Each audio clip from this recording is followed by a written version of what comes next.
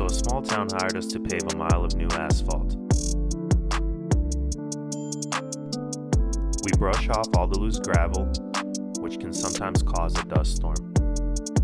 The dump truck then delivers hot 300-degree asphalt, which goes into the asphalt paving machine called a paver. The paver then rides along the road, laying down a layer of asphalt to the proper depth.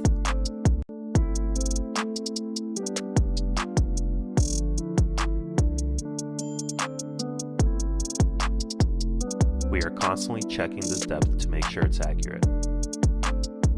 We got rained out a few times, but we had to keep moving.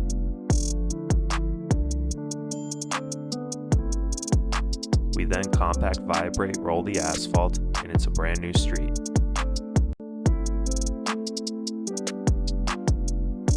Like and follow for more.